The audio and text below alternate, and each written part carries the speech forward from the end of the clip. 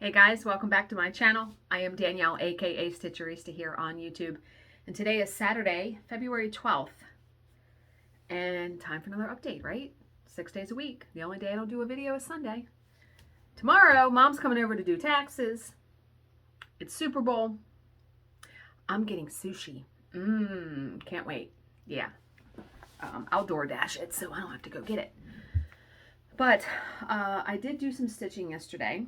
So I changed a thread, and I changed a thread. There we go. I changed a thread because what I find is if you're going to do one strand on 18 count, I think it works better with lighter colors on lighter fabric. So again, I sort of changed my mind, and you can change your mind a million fucking times if you want in cross stitch. There's no police, as we are going to talk about in a second. That's one of my talking points. So I was originally using the Death by Decaf thread from the Witchy Stitcher box, and I decided to go with the Sulky. It is 1186, which is like a chocolate brown. And then this is the variegated I'm using. So I had stitched. You put something behind this? Jesus. Some of you have like a whiteboard, which is awesome. I had stitched the coffee that's in here, and I could just see so much fabric through that, and I'm like, nah. Why does that look crooked? It's not. It must be how I have the fabric in there. But yeah, so I stitched more of the cup, and it's very variegated. It's not really showing up too well. There we go. It's much more vibrant in person than it's showing up on here. But yeah, so I stitched yesterday while listening to podcast. And yeah, I'm really picky though about seeing the fabric through the stitches. So even through here, you can see it a little bit. I was like taking my needle and like fooling with it. That's just me. That's just something, you know, that I like to do. But I did want to mention, remember the Q-snap covers, Q-snap, you know, grime guards. So I went to put the coffee one on here. Now I get a 10-inch hoop, 10-inch round hoop grime guard. Normally will fit an 11 by 11 Q-snap, because I don't like any excess fabric. I mean, you can see there's no excess fabric on the back. I couldn't get the coffee one on here. This one fit. I didn't try the other two yet. I'm really trying to stretch them out. What I did do though was I went on the Etsy store, and it's Stitch and Sisters, and I actually ordered an 11-inch one for a hoop. Because I feel like that they make these and they don't make them with excess fabric. So we're going to see, because like I said, I ordered two, and I ordered different designs. Like I got, I think one was like red flowers. I can't remember. But I really love this rose one. Yeah. So I was so glad that this one on here. And I feel like if I keep stretching the coffee one, it will eventually go on there. Because I mean, it is a very tight fit on here. But yeah, so I will stitch more on this today. I'm going to try to. Okay, yep, and the Sulky. So let's talk about Sulky for a second.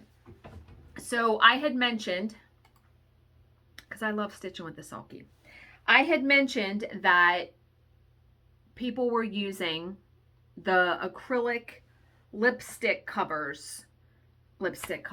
My brain just is not working today. The acrylic lipstick organizers to organize their Sulky. And I looked at it and I was like, well, Vicky Texera, I'm pretty sure that's how you say her last name, who has been a very good online friend, and she's the one that sent me the Ember mug, the rose gold one. She texted me. She emailed me and said, I use for her, and I'm going to pull it up. I'm going to pull it up on here. She said, I use this. I'm waiting for my mail to update. It's from the Fat Quarter Shop, and it's an exclusive to them because they made it. It is a Floss and Store acrylic storage box. And she's like, I bought 3 of them because she hated and she's right about everybody who has hated the plastic cases, they're right. Because when I go to pull, and if I'm pulling more than like 1 or 2 threads, I got to pull out all the cases, open them up. It is kind of a headache, right? And I'm going to have room next to my DMC vintage cabinet for these cases. And so I went to the website. I'm going to go to the website because I want to show you the cases. I went there to look, obviously. I'm like, okay, cool, I'll check them out. And I'm like, why in the hell are these $40 each? And I thought, fuck me. Like, it's gonna, if I was gonna buy 3, it cost me $120. And I'm like, well, after I sell my fabric, I could spend some of it for that, which is fine. And then I kept looking and looking and looking. Wait a minute, Floss in store. And I'm like, all right, why is this $40? Well, it is a very, very sturdy acrylic. It has a handle, it has silicone pads on the bottom, and it's a 9-drawer thing. So let me try to show you some pictures of it if you don't know what I'm talking about. Here is the case, and you can stack them on each other. I want to show you with thread in it. Okay. There they have some spools. See how you can store a bunch of spools in it? And what's nice is when you pull the drawer open, you can look down and see the colors. And what I was thinking I would do is I would organize them, because I bought 2 of them. Of course I did. Because I tried to add up how many spools I have, and I'm like, you know what? I'm going to get just 2 for now. If I need another one down the road, I'll get another one. But I was going to organize them in color groups like blues, greens, because, it'll be easy, I think, easier to do it that way. And then, all of the blendables, the variegated ones in, because you can fit, it looked like it was 12 spools you could fit in each one. So that's pretty good. That means you can fit 108 in each case. And I'm like, 108, 108. Do I have 216 spools of Sulky? I don't know. I didn't go through and count them. So those are, I ordered those yesterday. They are actually it's a Fat Quarter Shop exclusive. So you cannot get it anywhere else. And yep, slip resistant rubber feet, clear sturdy acrylic, 9 compartments.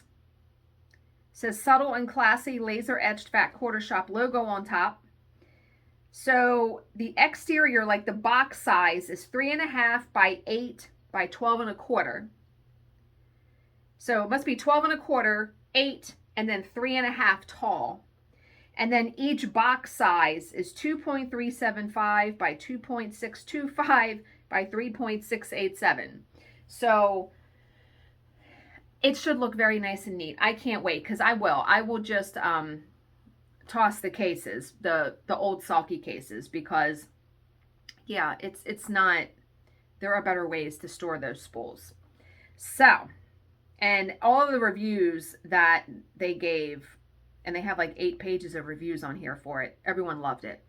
And Vicky was certain that I would love it. So I was like, all right. I was talking to Bill about it, and I said, just when I say, oh, I'm going to stop spending money, I keep looking at Facebook and stuff, and people are like, oh, I've organized this, and this is what, and then I need to buy it. Need to buy it, right? Okay. So there are 2 posts that I'm going to read that, when I look on Facebook for my talking points, anything can catch my eye, right? So these 2 caught my eye. One of them is about books. So, it's about hobbies, but this was in a book group that I belong in. So this person said, I've always been interested in books, words, and reading, but I never realized that I could turn it into something more concrete because no one ever understood why I would waste my time reading all of those novels. First of all, who the fuck is telling you that reading is a waste of time? I don't care if you're reading romance or smut or whatever. It doesn't matter. You're reading. Reading keeps the mind young, I feel like. It's never a waste. No. Reading saved my life as a child, let me tell you. Okay, and this person continues and says, now I'm a writer who has a good income for my age, and they're only 17. Yeah!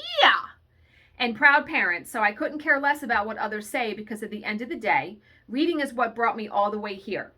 At this point, writing isn't even something I do for a living. It's just something that keeps me sane and moving. So the whole point of this was the next thing I'm about to read. So she says, so I'd like to conclude by saying that none of your hobbies or interests are useless, because everything has a meaning and everything teaches you something that you will need in the long run. And I can just add to that more. No hobby is useless if it brings you some sort of joy or peace. Because, for example, nighttime is probably the time where my mind just goes the most. Where I'm thinking about, can't lose damn weight, lose weight, gain weight, constantly battling that. Am I spending too much money? Am I buying, all of the negative things tend to run through my brain. So I have a book of Sudoku downstairs. And when I'm working on that, you can't think of something else when you're working on that because you have to concentrate on the numbers, on finding the numbers. So for that bit of time, it just lets a different part of my brain take over and I'm not thinking about stuff like that. So is it a waste? No. I'm not producing anything. I'm not, making anything. I'm solving a puzzle, but no, it's not a waste.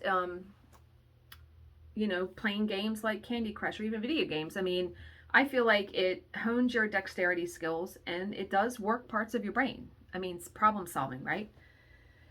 And trust me, you're going to need problem solving in your life at some point or another. So I absolutely love that because I think a lot of people, not me, because Bill has always supported whatever I want to do, whatever hobby I want to do. But I have read many, many posts about spouses that do not share or do not support the hobbies of another spouse. Bill has had a handful of hobbies: hunting, fishing. He has made fishing lures. Everything he's ever wanted to do. If it's not going to cost like $1 million, go for it. Yeah, because that's what I think for a lot of people winds up, the cost is prohibitive for some things. But yeah, it's never a waste. It's never. Okay, so here is a cross stitch topic. So I am not someone that grids. I don't grid fabric. I've never done that. But this person's post, and this person's post is long, and I read it and I'm like, you know what though? They're right. At least I think they're right. So they said, I thought a lot about this before posting it. An admin might delete this, but I felt I really need to just say it. I see a lot of posts from people asking about gridding. What's the best way? What do people use to mark up, etc. And I see a lot of people saying on these posts that gridding is a waste of time, that it's pointless, that it's called count and cross stitch for a reason, and so on. First of all, before I even continue, I'll never understand if someone is asking a specific question, as in that one post that I saw where they wanted examples of 18 count 1/1. There were so many comments of people showing examples of 18 count 2/1. That's not what they asked. Why would you even, I wouldn't even post it if I didn't have the answer that they were looking for. Do you know what I mean? So this person continues and says, they grid for their own reasons. They said mainly in that it saves them a lot of time and a lot of floss, because otherwise I would just keep getting it wrong. If you can do it without a grid, then that's fantastic. Well done you, and carry on doing it your own way. But by commenting on someone's post who is asking about the best way to grid by saying things like it's a waste of time, you're almost saying that they're doing it wrong. You are the cross-stitch police at this point, right? especially if you're saying it's called counted cross stitch for a reason. Best case scenario, the person just reads it and moves on. Worst case scenario, you may well put somebody off of this wonderful hobby because now they think they're doing it wrong because they need to grid. For many reasons, people need to grid, numeral issues, brain fog moment, eyesight, so on. I'm sure many people don't mean it to come across like this, but a lot of the comments come across as belittling somebody who feels the need or just plain wants to grid. So somebody is asking about gridding. When you don't do gridding, then that's fantastic. Just don't bother commenting. Yeah, I wouldn't comment on that post because I don't grid. I wouldn't comment. The written word can be taken in many different ways, and I'm sure it's not come across as it's meant to come across as belittling, but it really does at times. So let those of us who grid do it, as that's the way that we work, and those who don't work that way because that's the way they work. I wouldn't dream of telling somebody who doesn't grid that they should, so why should somebody who doesn't tell people they shouldn't? And that's the same thing, like I remember when there was so much stigma around stitching on Aida, and there were a lot of people that were like almost like a linen snob, like they wouldn't dream of stitching on Aida because that's a beginner cloth. Well, why should you shame someone who, and the reason why I really went to Aida was my eyesight. I just could not look at those little holes anymore on linen. So why is your way the better way? It's not. It just isn't. I think everyone needs to feel like they have a safe place in a cross-stitch community, in a cross-stitch forum, to ask a question without feeling like people are going to attack them because they are not doing it the way that you do it. Yeah. So there are a lot of comments on this post. And I agree. I totally, utterly agree with that person. Okay. We have one more talking point, which we will save for Monday.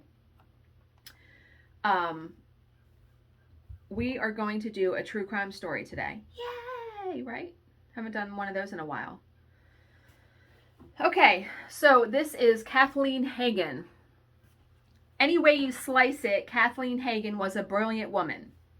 An academic overachiever throughout her school career, Kathleen would go on to study medicine, eventually graduating from Harvard Medical School in 1973. You go, Catherine. She would later become a resident in urology at the prestigious Massachusetts General Hospital in Boston, the first woman to be appointed to such a role. Just 8 years later, she was chosen to head up the urology department at the equally esteemed Rutgers Medical School in New Jersey, and she was just 37 years old at the time. Of course, no one reaches such lofty heights without being extremely driven in their pursuit of success. And in Kathleen's case, this hypermotivation had a somewhat insidious source. She was the only child of two extremely demanding parents. James and Idella Hagen showed very little affection towards their daughter, but gave her plenty of criticism. That sounds familiar. Nothing, not even their daughter's stellar record of achievement, was ever good enough for them. There was always something to find fault with, such as Kathleen's failure to hold her first marriage together. In 1983, 1 year into her tenure as head of urology at Rutgers, Kathleen somehow found time in her busy schedule to fall in love again. The object of her affection was a handsome engineer named William Tyrrell, who soon proposed. The couple was wed that same year, but by now, the stresses of her job were taking a toll on Kathleen's health. She would soldier on for 3 more years before the pressures eventually caught up with her. In 1986, she suffered a mental breakdown that resulted in voluntary confinement at a clinic, good God, during which she was diagnosed with bipolar disorder. Kathleen would spend 2 months at the facility before her eventual discharge. It was then that Williams suggested a lifestyle change, one that would lessen the mental burden on his ailing wife. Absolutely. That sounds perfectly reasonable, right? His plan was to purchase and manage a small hotel in the Virgin Islands. Ooh. Kathleen was at the zenith of her medical career at this time, but she was easily persuaded to give it up. No career was worth the mental anguish she'd had to endure. So in 1987, she and William purchased the West Indies Inn and moved to beautiful St. Thomas. Bill says it's beautiful there. He has been there. He actually went there on his honeymoon with his second wife. And I've never been, but he really loves it there. So the next 2 years would be the happiest of Kathleen's life. But it was now that Mother Nature decided to step in and rain on Kathleen's parade, quite literally in this case. During the 1989 hurricane season, the Caribbean island was battered by a series of severe storms, most notably Hurricane Hugo. Extensive destruction was caused, and the West Indies Inn did not escape the carnage. Kathleen and William tried to rebuild in the aftermath, but the damage had been done. By 1992, the dream was over, and the couple sold up and returned to New Jersey. There, Kathleen would face the chastisement of her disapproving parents. She had failed again in their eyes, and they were quick to let her know it. They need to go kick rocks. Like, what? Hurricane Hugo had not only devastated Kathleen and William's livelihood, it had also dealt a body blow to their marriage. Within 2 years, the couple had separated, and Kathleen was headed for another breakdown. Oh my God. This would manifest in some bizarre incidents, such as the birthday party episode of 1996. On this occasion, Kathleen arrived at a bar in Chatham Township, New Jersey, and announced that she was there for a party to celebrate her husband's birthday. The only problem was that it wasn't William's birthday, and she hadn't seen him in months. Okay. Still, Kathleen was adamant, her behavior becoming increasingly unruly. At one stage, she tried to climb onto the bar counter, insisting that she wanted to perform a striptease for the patrons. What? That was when the police were called. Yeah. 3 years after that incident, the divorce of Kathleen and William was finally confirmed. Kathleen, unemployed and unable to work in her chosen field due to her mental problems, was nonetheless in a good financial position. She could have started over anywhere, perhaps even returned to St. Thomas, where she had spent her happiest years. Instead, she decided to move back in with her parents at their stately ranch home on Fairmount Avenue in Chatham. Why would you move back in with them? James Hagen was 86 by now. His wife Idella was 92. Neither of them was in good health, but they had lost none of their vitriol towards their only child. Jesus Christ, give it a rest already, right? James frequently berated her as a failure and called her a harlot because of her 2 failed marriages. Idella took her lead from her husband. On one occasion, when Kathleen wanted to bake a cake for her birthday, Idella threatened to throw it on the floor if it was put in front of her. The incident brought Kathleen to tears. You know, how can you just live so miserably? It is easy to see how this stressful living arrangement would have taken a toll on the already fragile Kathleen. Despite the horrible treatment meted out to her, she genuinely loved her parents. Neighbors would later report how, while living in the Virgin Islands, she would frequently travel back to New Jersey to check on them. Now she considered it her duty to nurse them through their dotage. The celebrated urologist had effectively become a nursemaid, like my mom did. During the month that she remained in her parents' house, Kathleen Hagan's mental health went into steady decline. She began to suffer from delusions, believing, for example, that she was receiving messages from the TV, from traffic lights, from playing cards. These messages were all telling her the same thing, that there was a place where her parents would be restored to health and vitality. Oh, good God. It was called the Sphere. All she had to do was to help them reach this nirvana, and that regrettably would involve killing them. Oh boy. Sometime during the night of August 22nd, 2000, Kathleen entered the bedroom occupied by her parents. She was carrying in her hand a sheet of plastic and a pillow. Holy moly. Since the couple slept in separate single beds, she approached her father first. The plastic sheet was laid out over James's face, and then Kathleen placed the pillow on top of it and applied downward pressure. The old man barely struggled. Okay. Kathleen then moved on to her mother and repeated the process, holding the pillow in place until Idella's breath stopped. Over the next 4 days, Kathleen would remain in the house with her dead parents. That reminds me of one of the seasons of American Horror Story, and I think it was called Cult, where the brother and sister, the brother had killed their parents and they were like mummified in their bedroom. It was like, oh my God. Okay, so she would remain in the house with her dead parents for 4 days. At times, she lay down on the floor between their beds and spoke to them, apologizing for what she had done. On other occasions, she completed various rituals which she believed would transport her to the sphere to be with them. One of these involved walking backwards up the stairs. Another required her to walk for hours in a tight circle. After repeating these rites numerous times and failing to gain admittance to the afterlife, Kathleen evidently decided that it wasn't going to work. On August 26, she called the police and said, "My parents are dead. I think I did something bad." Well, at least she came forward after those couple of days. How awful for your mind to just turn on you and betray you like that. That is like one of my probably biggest fears, is one day I'll wake up and my mind will have just cracked or broken in pieces. You know what I mean? Like, you just don't know. So Kathleen went on trial in January 2002. Insanity defenses are very seldom successful in murder cases, but this seemed one instance where there was a genuine argument to be made. Kathleen had a long history of mental health problems. Defense psychiatrist Robert Sadoff stated on the stand that she was suffering from chronic depression at the time she returned to her parents' home.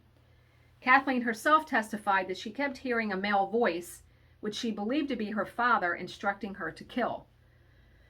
Two other experts offered the opinion that Kathleen was depressed and delusional and plagued by suicidal thoughts. She could not have formed the rational decision to kill under these conditions, they said. She certainly had not acted out of malice.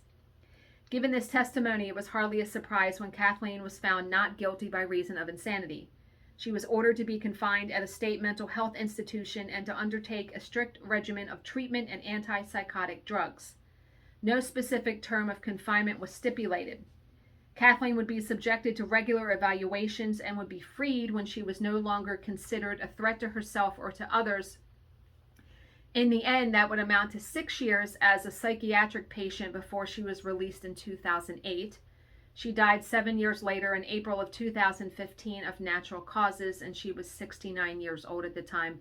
You have to hope that those last 7 years that she had some peace.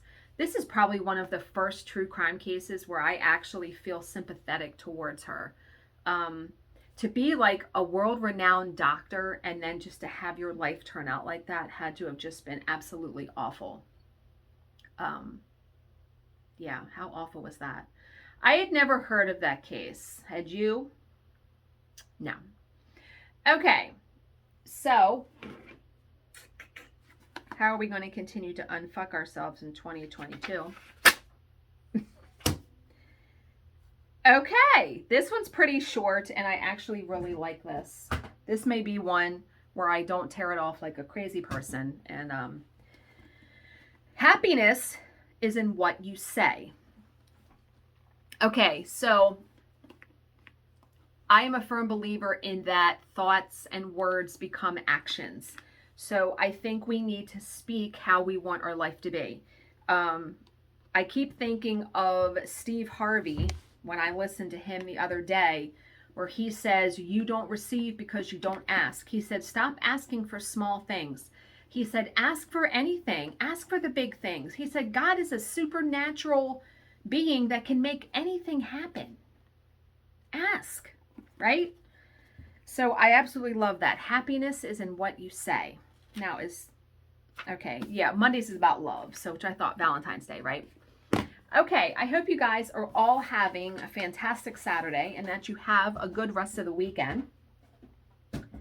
As always, if you have any questions, please leave them in the comments section below, and I will answer them to the best of my ability. Thank you so much for watching and subscribing, and I will see you in my next video. Bye, guys.